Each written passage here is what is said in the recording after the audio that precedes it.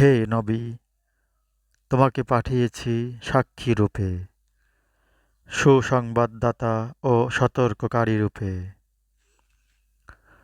এবং আল্লাহর আদেশে তাঁর দিকে আহ্বানকারী ও উজ্জ্বল প্রদীপ রূপে।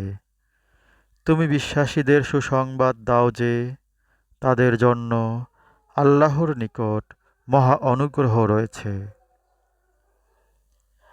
এবং তুমি অবিশ্বাসী ও কপটচারীদের কথা শোনো না।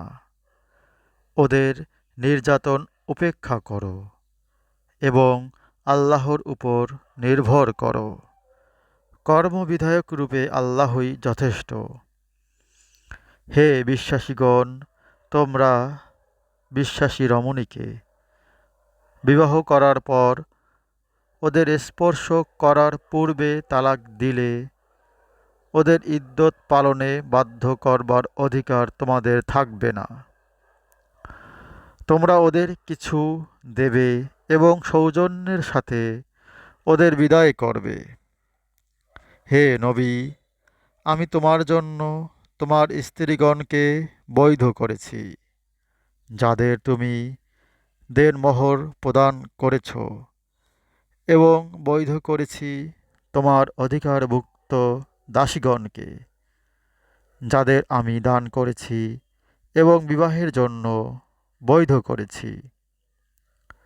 তোমার চাচাতো ভগিনী ও ফুফাতো ভগিনীকে, মামাতো ভগিনী, খালাতো ভগিনীকে, যারা তোমার সঙ্গে দেশ ত্যাগ করেছে। এবং কোনো বিশ্বাসী নারী নবীর নিকট নিজেকে নিবেদন করলে এবং নবী তাকে বিবাহ বৈধ করতে চাইলে সেও বৈধ। এ বিশেষ করে তোমারই জন্য, অন্য বিশ্বাসীদের জন্য নয়, যাতে তোমার কোনো অসুবিধা না হয়। বিশ্বাসীদের স্ত্রী এবং তাদের দাসীগণ সম্বন্ধে যা নির্ধারিত করেছি তা আমি জানি। আল্লাহ ক্ষমাশীল, পরম দয়ালু। তুমি ওদের মধ্যে যাকে ইচ্ছা তোমার নিকট হতে দূরে রাখতে পারো এবং যাকে ইচ্ছা গ্রহণ করতে পারো, এবং তুমি যাকে দূরে রেখেছ তাকে কামনা করলে তোমার কোনো অপরাধ নেই। এ বিধান এজন্য যে এতে ওদের তুষ্টি সহজতর হবে এবং ওরা দুঃখ পাবে না, এবং ওদের তুমি যা দেবে তাতে ওদের প্রত্যেকেই প্রীত থাকবে। তোমাদের অন্তরে যা আছে আল্লাহ তা জানেন। আল্লাহ সর্বজ্ঞ, সহনশীল। এরপর তোমার কোনো নারী বৈধ নয়, এবং তোমার স্ত্রীদের পরিবর্তে অন্য স্ত্রী গ্রহণও বৈধ নয়, যদিও ওদের সৌন্দর্য তোমাকে মোহিত করে।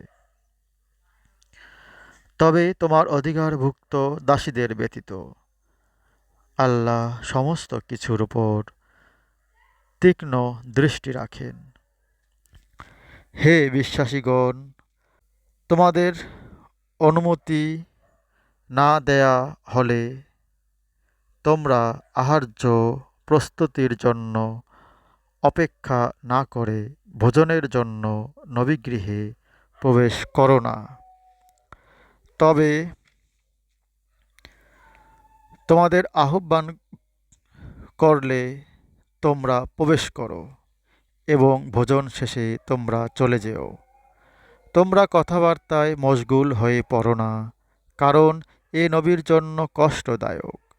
সে তোমাদের উঠে যাবার জন্য বলতে সংকোচ বোধ করে, কিন্তু আল্লাহ সত্য বলতে সংকোচ বোধ করেন না।